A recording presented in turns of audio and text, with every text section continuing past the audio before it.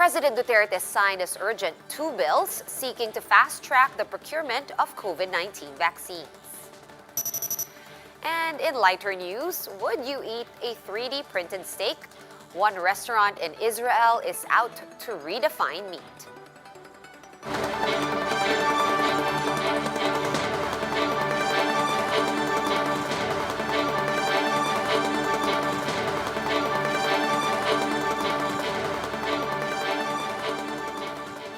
Fast, focused, and fearless. Here's a roundup of stories we're watching now. I'm Sean Yao.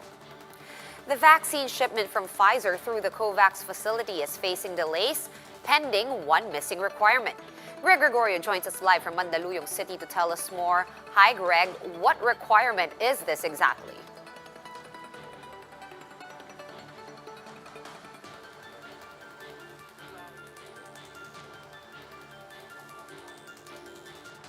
Sean, an indemnification agreement has to be finalized first before the delivery of 107,000 doses of Pfizer COVID-19 vaccines through the COVAX facility.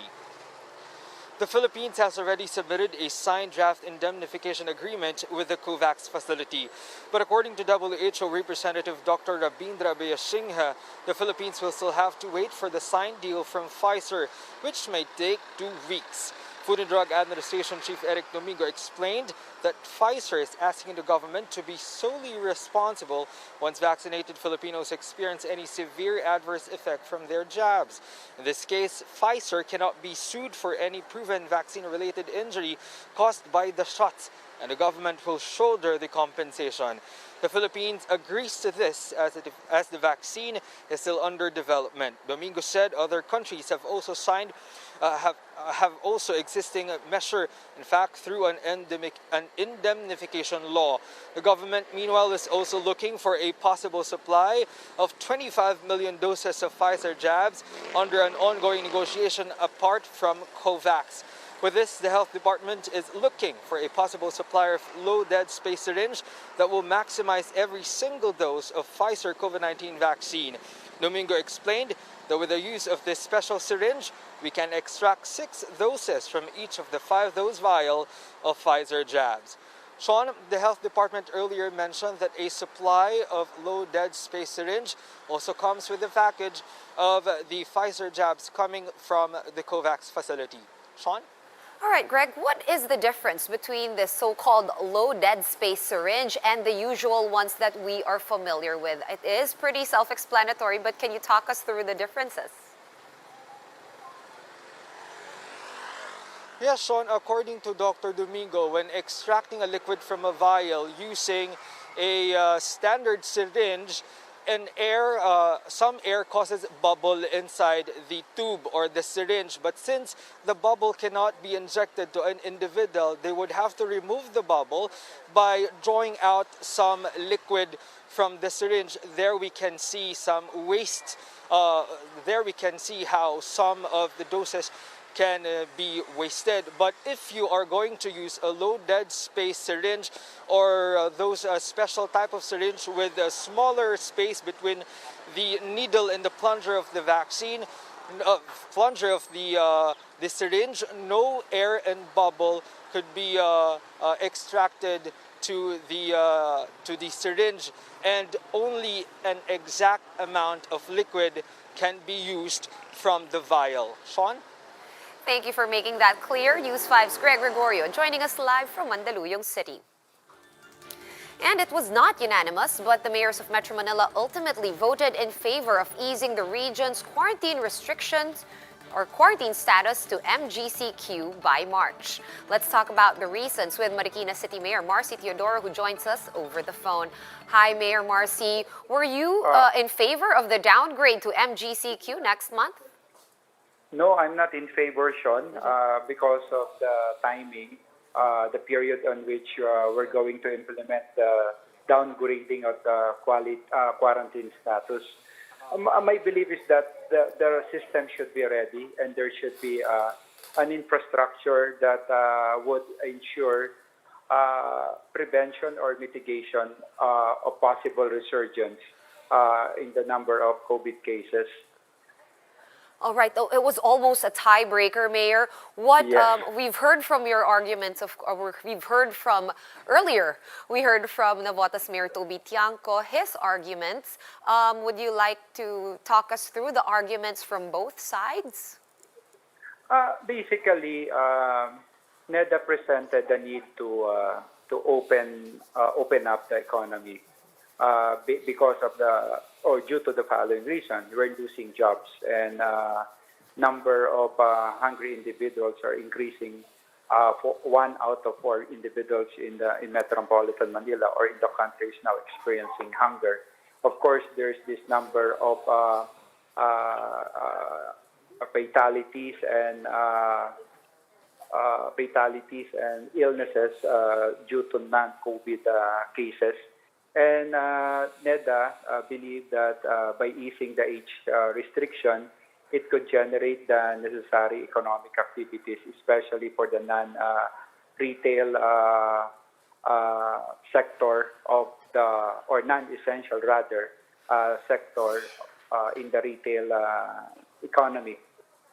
This is basically the argument of NEDA. However, some of the mayors believe that we should be able to balance economic concerns against health concerns and be able first to at least synchronize our vaccination program with the gradual opening of the economic activities. Secondly, in terms of infrastructure, there should be a safe and viable public transport system that could provide mobility to our workers and to other individuals whom will be allowed to go out in the event MGCQ is announced or declared to be in effect. To have a resilient and a robust healthcare system in order to receive or to cushion the impact of possible outbreak in COVID-19 cases.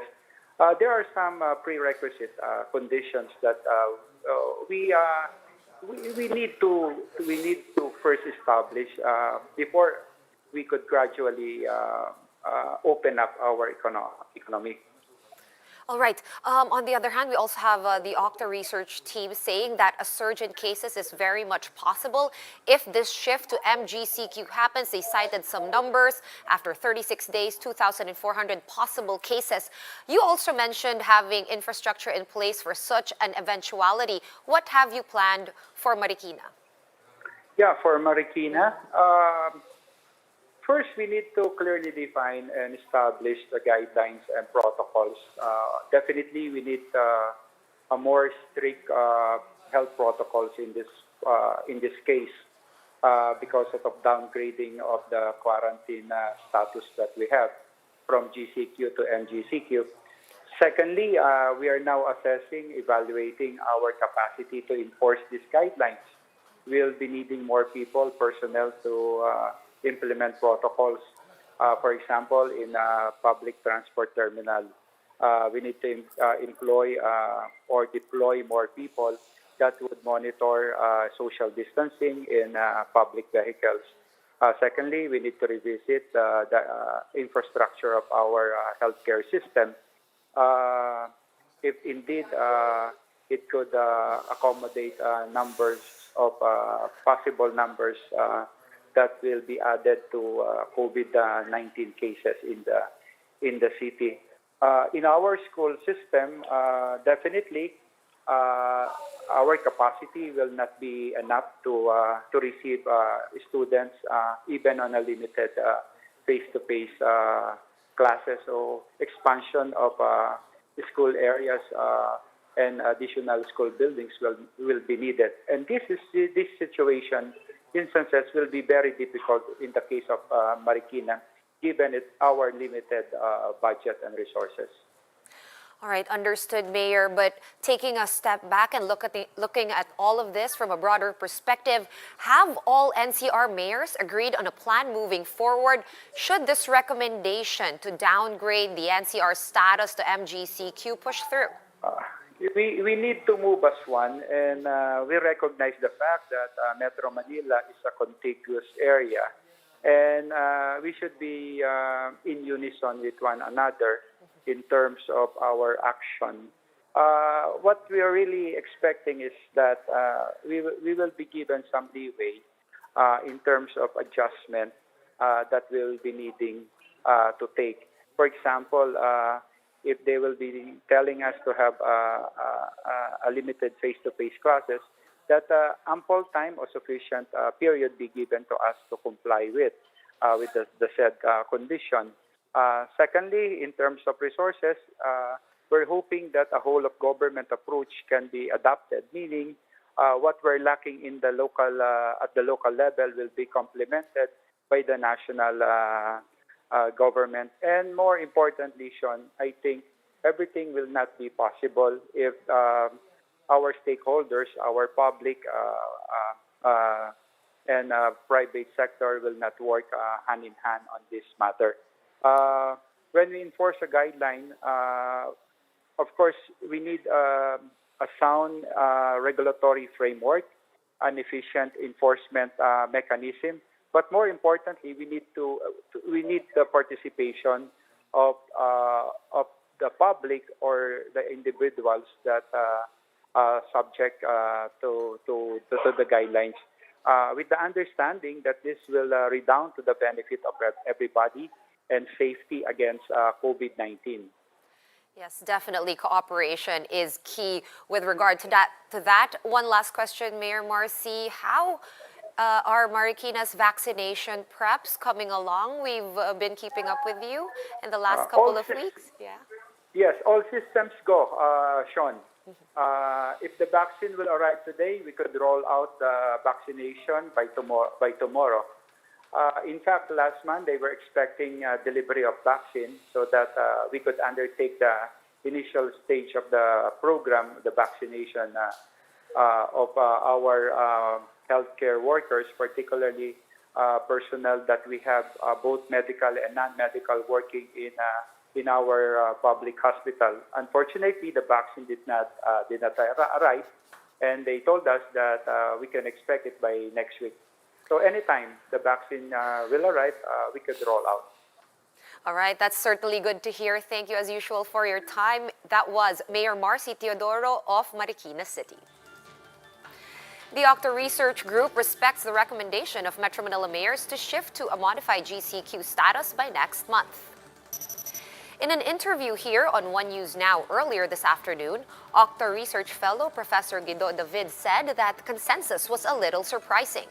David called on local chief executives in the NCR to have measures in place in order to mitigate the possible surge in cases. Octa has warned that infections in the National Capital Region could hit up to 2,400 per day after 36 days if restrictions are relaxed to, quote, very loose levels. We will need to have to intensify our efforts at contact tracing and implementing localized lockdowns and making sure that the residents comply with the health standards and health protocols strictly. Here are other stories we're keeping our eyes on. The country's representative from the World Health Organization warns that the Philippines could see an increase in COVID-19 cases if quarantine restrictions are eased. WHO Representative Rabindra Abea Singh has said that cases in the NCR are still plateauing and that we should be wary of the high level of community transmission as well as the emergence of new variants. President Duterte certified as urgent a Senate bill seeking to establish an indemnification fund for recipients of COVID-19 vaccines. The president also wants to allow local governments to make advance payments for the procurement of the jabs. And Senator Kiko Pangilinan is pushing for the extension of voter registration for another 30 to 45 days. The COMELEC said that only 1.3 million have registered so far. That is quite a number from its target of 4 million new voter registrations. In other news, a number of families from Taal Island have yet to be relocated more than 1 year after the volcano's eruption. For the details, Romel Lopez joins us live from Batangas. Hi Ramel, what is the latest on the relocation efforts of the LGUs around the volcano? Yes, Sean, a number of displaced residents will be finally relocated soon under a housing project of PAGCOR and the local government unit. Earlier today, a groundbreaking ceremony was held in the town of Agoncillo over a year after the massive eruption of Taal volcano. PAGCOR donated 30 million pesos to the LGU to provide the permanent housing for at least 100 families. It is situated in the hillside of Agoncillo, 15 minutes drive away from the town proper and 12 kilometers from the Taal's main crater. Agoncillo Mayor Daniel Reyes said that the project is a much-needed help, but he admitted that it will not be enough to cover everyone affected.